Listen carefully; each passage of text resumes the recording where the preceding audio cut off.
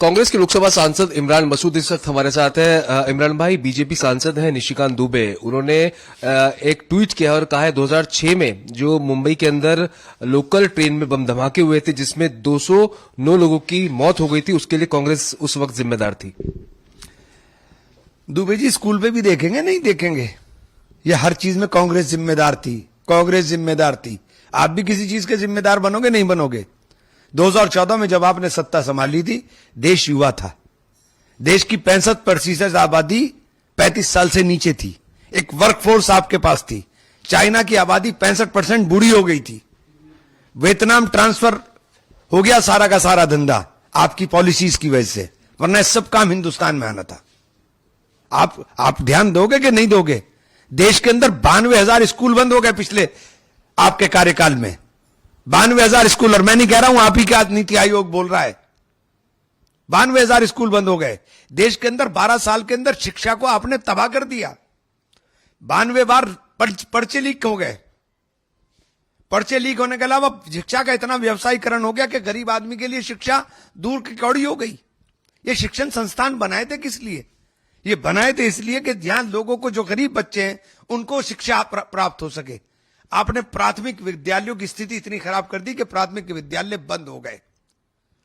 प्राथमिक विद्यालयों का, हम तो शिक्षा के अधिकार को लाने की कर रहे थे बात, आपने शिक्षा को ही खत्म कर दिया। आपने उसका इतना व्यवसायीकरण कर दिया कि कोई गरीब का बच्चा पढ़ाई का सपना भी ना देख सके। कहां खड़ा कर दिया आपने देश को ला करके? आपने किस जगह ले गए?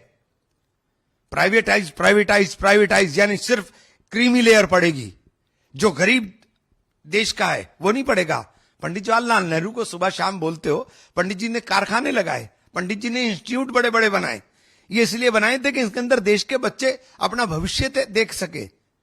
कारखानों को नो प्रॉफिट नो लॉस पर रखा कि ज्यादा से ज्यादा लोगों को रोजगार दें।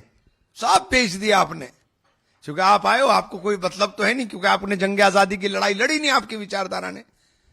आपने उसी गुलामी की जंजीरों के अंदर देश को दोबारा धकेल रहे हो, जिस गुलामी की जंजीरों से हमारे बुजुर्गों ने इसको आजाद कराया था।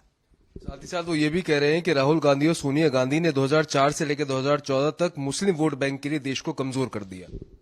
सबसे ज्यादा कमजोर देश आज हुआ है। 71 रुपए पे जो आप तेल बेच रहे हो ना, अभी भी उतना भाव नहीं है। $135 प्रति बैरल तेल था, तो हम 71 रुपए पेट्रोल बेच रहे थे। 71 रुपए कौन सा पेट्रोल? जिस पेट्रोल की आज कीमत 167 रुपए है। आप 102 रुपए तेल बेच रहे हो खुलेआम धड़ल्ले से कि हमने इसके अंदर मिलावट कर दी। लोगों के इंजन बैठे, लोगों की गाड़ियां खत्म हो, आपको परवाह नहीं है। हम $135 प्रति बैरल के बाद भी 71 रुपए तेल दे रहे थे। आपने $25 आने पर भी तेल का दाम नहीं घटाया। मिलावट खुलेआम कर रहे हो धड़ल्ले के साथ। कहां खड़ा कर रहे हो देश को ला करके? देश जवाब नहीं पूछेगा क्या ये? तो आपको लगता है 2014 से लेकर अब 2026 तक समय है, इसमें देश कमजोर हुआ है? बर्बाद हो गया। कमजोर होना तो अलग चीज है, बर्बाद हो गया। कहां खड़े हो गए? एक तस्वीर देखिए, राजीव गांधी जा रहे हैं, रोनाल्ड रीगन छतरी पकड़े हुए हैं।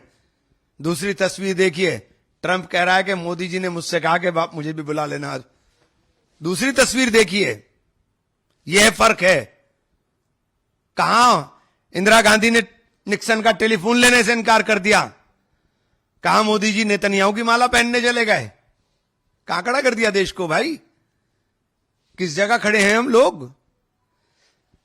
जो सम्मान लेकर के आए वो सम्मान उसी दिन पैदा हुआ, उन्होंने डाला अपने गले में, और पूरा का पूरा देश के अंदर बर्बादी आपने ला दी। तेल की बर्बादी अगर हमारे देश में तो आती ही ना, हमारा तो दोस्त था ईरान, हमारे साथ ना आती है दिक्कत।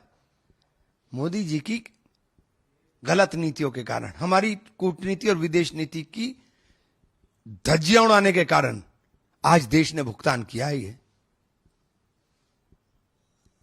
बहुत शुक्रिया बात करने के लिए। इमरान मसूद ने साफ तौर पर कहा है कि निशिकांत दुबे का जो वक्तव्य है पूरी तरह से मैं उसका खंडन करता हूं, क्योंकि देश को जो सबसे ज्यादा कमजोर हुआ है 2014 से लेकर 2026 का जो कार्यकाल इस सरकार का रहा है उसमें हुआ है।